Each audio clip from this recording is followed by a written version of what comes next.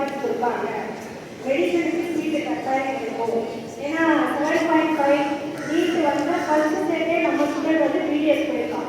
அதுக்கு அடுத்த செட்டு எடப்பாடி ஐயா அவங்க வந்து சிஎம் ஆனப்போ நம்ம ஸ்கூல் பையன் 11th வந்து அதுக்கு அவார்டு வாங்கி அதுக்கப்புறம் வந்து டீச்சராக வாங்கி நீங்கள் மெட்ராஸ் மெடிக்கல் காலேஜ் வந்தாங்க. அந்த மாதிரி நிறைய நேம் கொஞ்சனால நிறைய ஸ்டூடெண்ட்ஸ் வந்து இங்கே பயோமேக்ஸ் வருவாங்க. அப்படி ஒரு நம்பிக்கையில் இப்போ ப்ளஸ் டூவில் ஒரு ஸ்டூடெண்ட் வந்து சேர்ந்தா ப்ளஸ் ஒன்னில் பட்ட கஷ்டம் வந்து சொல்ல முடியாது. ரொம்ப ஷார்ட்டாக இருப்பான். அவனை வந்து கிரிட்டிசைஸ் பண்ணுவாங்க. போன வாரத்தில் நான் சொன்னது எமோஷனல் ஹெல்த்திங் பார்த்தியா, இனி யாரும் கிரிட்டிசைஸ் பண்ணால் என்ன ரெஸ்பான்ஸ் சொல்லுவியா, உன் மொபைல் தெரிஞ்சு என்ன சொல்லுவேன். இது கடவுள் கொடுத்தது, அப்பா அம்மா கொடுத்தது, நானா இதை வாங்கி போட்டுட்டேன். இவ்வளோதான் என் முகம். யார் நீ கமெண்ட் அடித்தாலும் என்ன சொல்ல போகிறேன், இதான் நான் பதில் சொல்லுவேன். யாருன்னா ஒரு கிண்டல் அடித்தா கிடையாது. ஸோ எமோஷனல் வெல்பீயிங் வந்து பார்த்தீங்கன்னா என்னோட கிளாஸில் 31 பேர் 30 பேர் முடிச்சாங்க. அவங்க எல்லாருமே அவங்க ஓனாக தான் பண்ணாங்க. போட்டு பார்த்து டைம் எடுத்து எல்லாம் பண்ணாங்க. ஆனால் பாருங்க இன்னும் தைரியமாக வெளியே சொல்ல முடியல. அப்போ எமோஷனல் வெல்பீயிங்கை முடிச்சிருக்காங்க. ஃபீட்பேக்கை கொடுக்கறதுக்கு இன்னும் அவங்களுக்கு தைரியம் வருது. ஸோ அந்த தைரியத்தை எப்போ வளர்க்க போகிறோம்?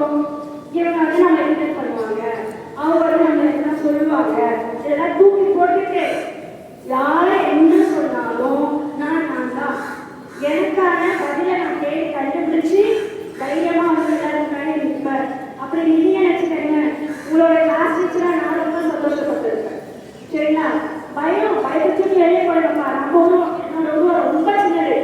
எங்கள் குடும்பத்தில் எல்லாருமே ஐட்டம் இருப்பாங்க. இது வந்து என்னோட நெருங்கி நான் என் பாட்டி மாதிரி நான் என்னைக்குமே என் உருவத்தை பார்த்து அசிங்கப்பட்டதே கிடையாது. இதுதான் என் உருவம், இதுதான் நான் கோபத்தி. என் உருவத்தில் நான் பெருமை தான். என் உருவத்தில் நான் ஒளி நிறைய சொன்னால் இதுதான் என்னோட நேச்சர். நான் குண்டாக்க முடியாது, நான் இப்படிதான் இருப்பேன். ஆனால் என் குரல் பார்த்தீங்கன்னா இந்த மைக் இல்லைனாலும் நிறைய பேருக்கு தெரியும். மைக் இல்லாமல் என்னோட குரல் ரீச் ஆகும். அது நான் டெவலப் பண்ண முடியும். நான் டெவலப் பண்ண ஆரம்பிச்சேன். ஓகேங்களா?